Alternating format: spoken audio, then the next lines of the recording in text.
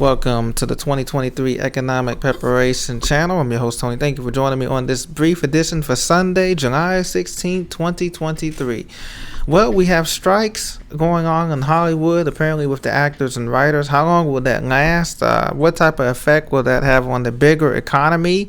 But the prolonged hype is about the artificial intelligence that's going to be taking over a lot more industries than just the Hollywood industry.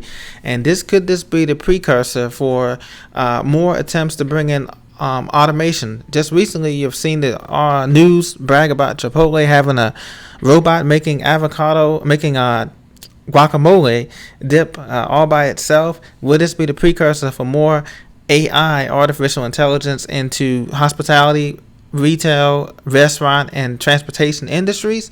And as we see, Elon Musk and others have already developed self-driving semi-trucks. And so will truckers be needed? Will artists be needed? Will writers be needed?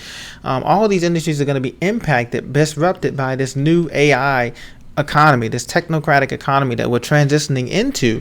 What do you guys think, ladies and gentlemen? Let me know in the comments. Do you think that the technocratic economy is going to be taking over the regular human labor economy, capital human labor economy in the capitalistic society in the Western world in the next 5 years, 10 years, 20 years, or it's just going to run parallel like a shadow economy to the main economy?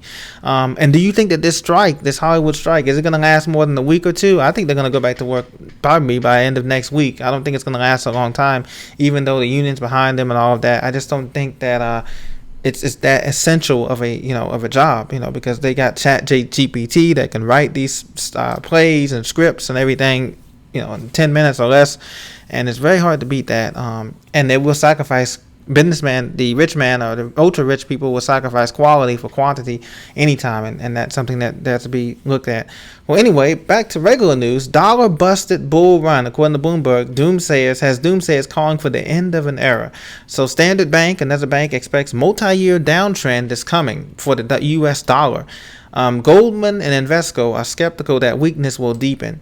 So basically, Goldman and Invesco, the two firms, they believe that the dollar's weakness may not weaken. They will just kind of flatline, basically.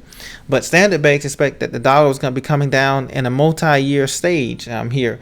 And so what do you think? I think the dollar is on his own borrowed time. We've seen this time and time again. It's not so much the dollar being, less used. It's that the dollar's dominance in terms of being the world reserve currency is coming to an end within the next 5 to 10 years. And also the purchasing power. As you know, the purchasing power, even though we've gotten inflation down, that's a good thing. I'm not just here to bring doomsday news, but we've got inflation down. According to the official numbers, we've gotten it down to about 5%. Will we get to 2%? That's an impossible goal. For most people, whether you own for or against the dollar, that's going to be a hard goal to get within the next 2 years or 3 years, no matter who's in office, whether it's Biden or a Republican or an independent or a Greenback Party.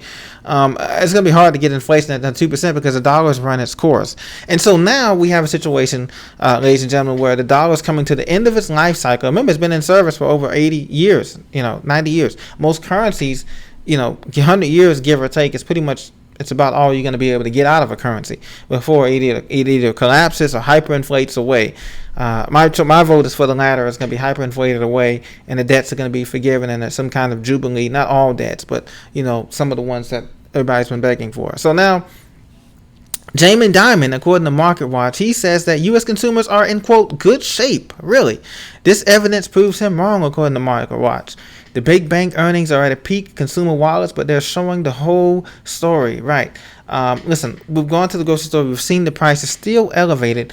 It used to be, and this was different items. Before, it used to be, in the beginning of this thing, at the beginning of this year, everybody was barking about the prices of eggs, right? It was $7, $8 in some of these stores. And now, it was moved to, it started off with commodities, with lumber being high. And, it's hard to buy, 4 feet of plywood was like insanely expensive for construction costs. And now we moved on to eggs and other things. So every other week or month, it's a different item, but the cost still remain. The jump is still elevated, no matter if you're in the West, the Midwest, the Southeast, the Northeast, Canada, Mexico, England, Germany. The costs still remain worldwide, and this inflation is here with us to stay. And remember, 2/3 of the U.S. economy is consumption.